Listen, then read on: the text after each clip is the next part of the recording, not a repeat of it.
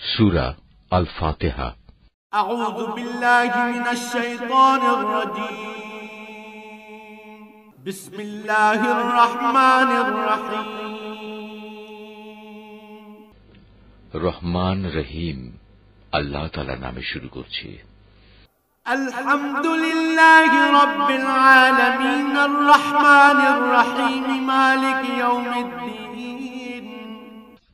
সমস্ত প্রশংসা আল্লাহ তাআলার জন্য।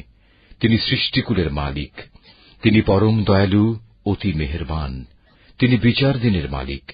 ইয়াকা না'বুদু ওয়া ইয়াকা নাস্তাঈন। হে মালিক, আমরা তোমারই বন্দেগী করি এবং তোমারই সাহায্য চাই। ইহদিনাস সিরাতাল মুস্তাকিম সিরাতাল্লাযীনা আন'আমতা আলাইহিম গায়রিল মাগদুবি আলাইহিম ওয়ালাদ-দাল্লিন।